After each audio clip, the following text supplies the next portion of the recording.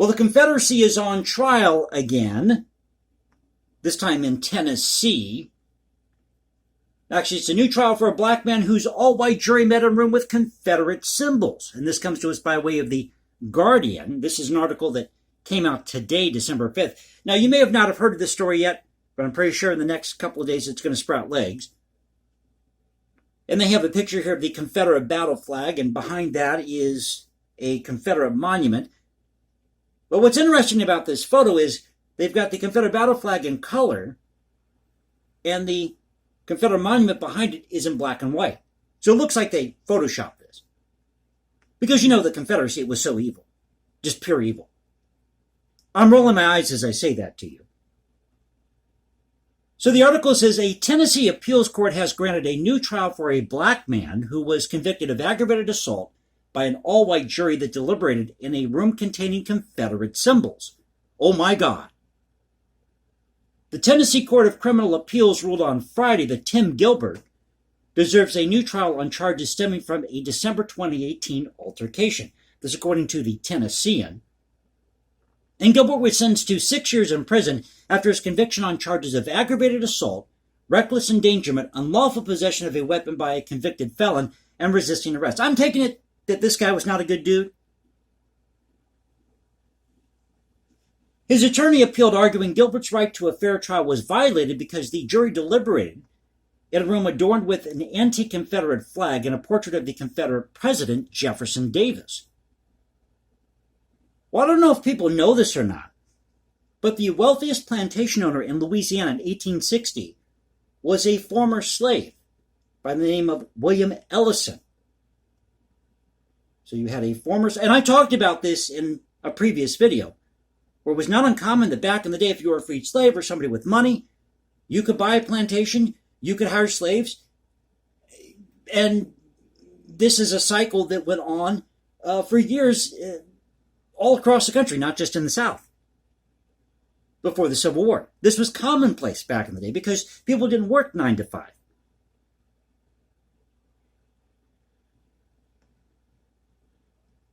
So William Ellison was the wealthiest plantation owner in Louisiana in 1860. I think he had the largest plantation, and they produced cotton and sugar. And guess what? He was a staunch supporter of the Confederacy.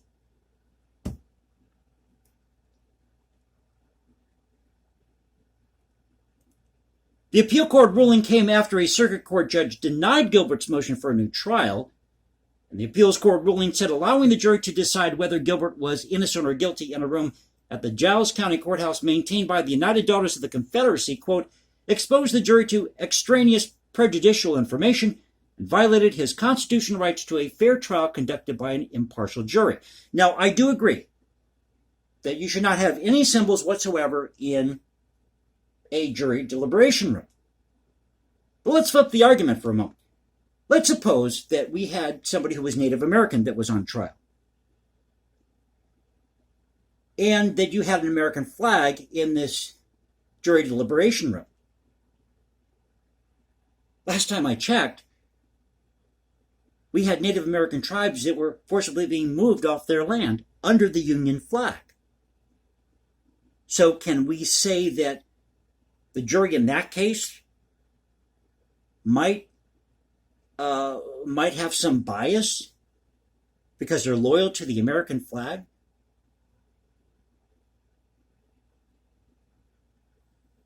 How about this? Why don't we do an experiment? Why don't we have a jury deliberation room just for one trial where you have the American flag, the Confederate battle flag, the Bonnie Blue flag, the Betsy Ross flag, the Nazi flag, the Iranian flag, the Black Lives Matter flag, you have the Islamic flag. Put all those symbols that people find offensive in one room, have some type of trial, and see what the influence of those symbols are on the decision made by this jury. That would be an interesting experiment. You could just do it as a mock trial and see, you could just have a mock trial, This person is guilty of robbing a bank. That actually sounds kind of fun, doing that as an experiment. So you get to play the bad guy or whatever, and then somebody gets to play the juror. But you see what I'm getting at here. You see, it's not the symbols. It's the people. A flag is just a flag.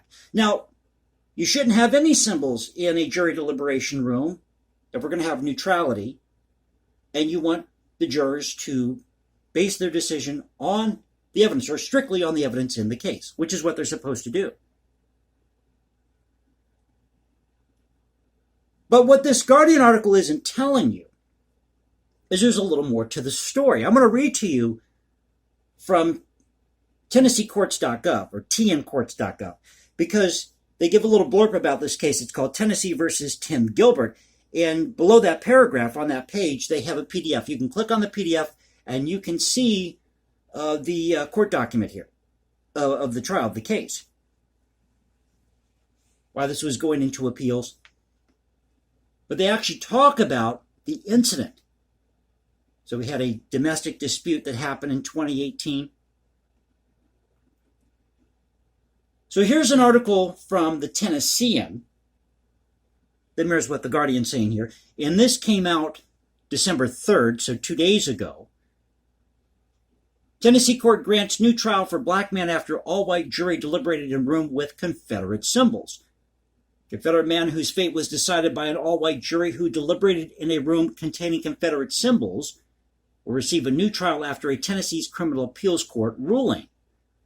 Tim Gilbert was sentenced in June 2020 to 6 years in prison for aggravated assault and other charges connected with a 2018 altercation. Gilbert and his attorney argued the symbols on display at the Giles County Courthouse, the jury's racial makeup, and specific evidence allowed or violated his right to a fair trial. They have a misprint here in this article. But what was happening in the summer of 2020? Because this isn't the only article about this from the Tennessean. No. There's an article from a year ago, from August 2020, in the Tennessean about this case. Did I say Tennessean? The Tennessean.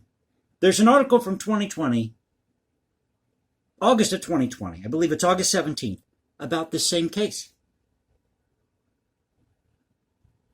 So why wasn't anybody calling for the removal of these Confederate symbols then? Now, the defendant is claiming, and his attorney are claiming, that they didn't find out that there were these symbols in this jury deliberation room till after the fact. Okay, I'll grant you that. If that's the case, then yes, you need to have a new trial and you need to have an impartial jury. But let's go to the actual court document itself. So this is at TennesseeCourt.gov or TennesseeCourts.gov. That's tncourts.gov. And as I said, you go down to the bottom of that page. Actually, it's in the middle of the page, just under this paragraph here. And you can click on the PDF and actually read what it says about the case. So I'll just read to you what it says at the top here. In the Court of Criminal Appeals of Tennessee at Nashville, August 10th, 2021 session, State of Tennessee versus Tim Gilbert, appeal from the Circuit Court for Giles County. I'm not going to give the number of the case here. But the judge is a female judge by the name of Stella Hargrove. And she is the one who did not allow originally for this case to be on appeal. Until after they found out that you have these symbols, these Confederate symbols, or this complaint about Confederate symbols in this jury deliberation room by the defendant. And what it really hinges on is not these Confederate symbols, but rather there was this hearsay statement during testimony, during the trial. So it says, the defendant, Tim Gilbert, appeals his Giles County Circuit Court jury convictions of aggravated assault, reckless endangerment, unlawful possession of a weapon by a convicted felon, and resisting arrest, challenging the sufficiency of the convicting evidence and the rulings of the trial court permitting the state to amend the indictment and to admit the pretrial statement of a state's witness as substantive evidence in violation of the rule against hearsay. The defendant argues that permitting both the grand and petite juries to deliberate in a room in the Giles County Courthouse maintained by the United Daughters of the Confederacy, or UDC, and adorned with various mementos of the Confederacy, exposed the jury to extraneous presidential information and violated his constitutional rights to a fair trial conducted by an impartial jury, due process, equal protection under the law, etc., etc. So let's go to the opinion. So this is where they give you a synopsis of what happened in this incident in 2018, which coincidentally happened on Christmas Eve. So it says, in 2019, the Giles County grand jury charged the defendant with the aggravated assault of Ratasha Coffey, reckless endangerment, unlawful possession of a firearm after having been convicted of a felony, and resisting arrest for his conduct on December 24th, 2018. The March 2020 trial, Ms. Coffey testified that on December 24th, 2018, she and the defendant went shopping in Murfreesboro and then to Ms. Coffey's, quote, sister's boyfriend's house. Later, Ms. Coffey went to the defendant's residence to celebrate the holiday with the defendant and their daughter, not going to give that name out, Ms. Gilbert's boyfriend, Chris Burgess, the defendant's brother, Roger Gilbert, Roger Gilbert's girlfriend, the defendant's niece, Brooklyn, and some other white guy. They were also at the gathering. Ms. Coffey, who acknowledged having consumed tequila and beer, said that the defendant, quote, had tequila. Ms. Coffey recalled that when she was playing with the defendant's niece, and hitting her on the butt, the defendant became angry and told Ms. Coffey to leave. She testified that she left and that the defendant followed her out the door. Ms. Coffey claimed that the defendant pushed and choked her but finally stopped, so she went to the house to get her keys and plate of food, but he jerked the plate of food out of her hand and threw it against the door. Ms. Coffey retrieved her keys and left the house. Now, Ms. Coffey testified that she got into her vehicle and drove, quote, towards Well Church, but decided to turn around because, quote, I'm thinking Chastity and the defendant are going to get into it. She added, I knew Chastity had gotten pissed off and she was going to be fussing with her daddy about me. When Ms. Coffey reached the defendant's residence, Mr. Burgess, who was standing outside, told her to leave. The defendant was standing in front of the house. Ms. Coffey said she drove away and that she did hear a pow, pow, pow. Testified that she stopped her vehicle briefly because the sound scared her. She eventually drove home. When she returned to her own residence, she telephoned the police. When the police arrived, she went with them to inspect her vehicle and observed a skid mark on my door, and a little piece of it was off, like a dent and a skid mark. She said that to her knowledge, the mark was not on her car before she went to the defendant's residence.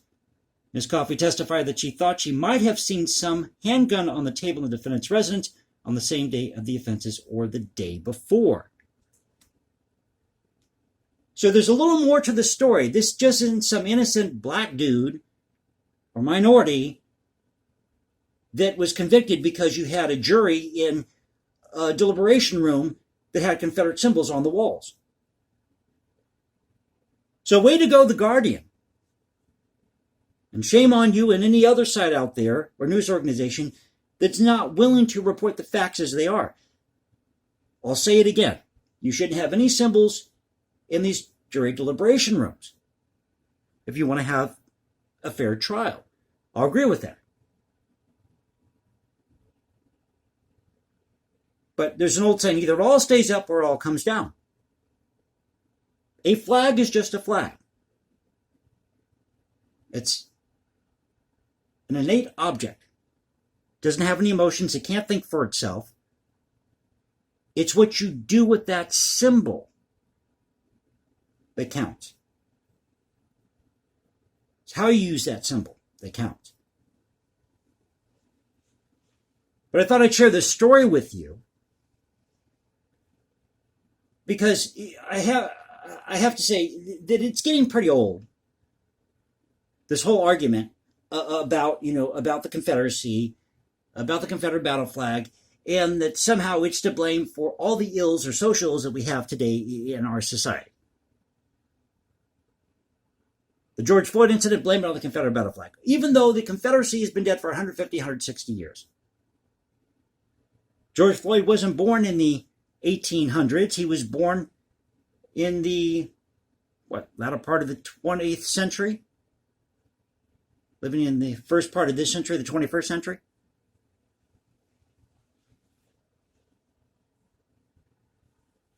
But I just think it's funny that they're going to say that, that this guy's going to use defense that he didn't get a fair trial because of this, which, in my humble opinion, is BS.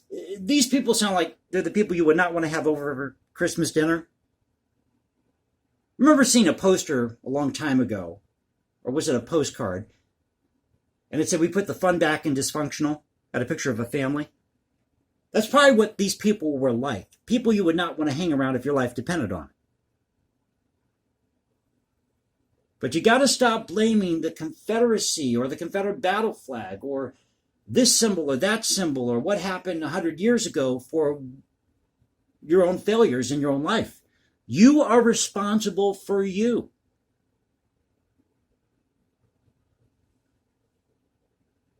And yes, we should keep these symbols up instead of taking them all down. And no, it shouldn't be in a jury deliberation room. Neither should the American flag. Or anything that would persuade a jury in their decision. But I should hope that jurors have enough common sense to ignore what's on the wall and to look at the evidence in a case, because that is your job as a juror. So if you enjoyed the video, please click that like button, subscribe, hit me up on Instagram at #JasonComposes, leave comments below. Now you can reach me at Twitter, Cultural Confederacy at Twitter. This is the Cultural Confederacy saying peace out, stay safe, everybody. God bless this great country, and I'll catch you next time.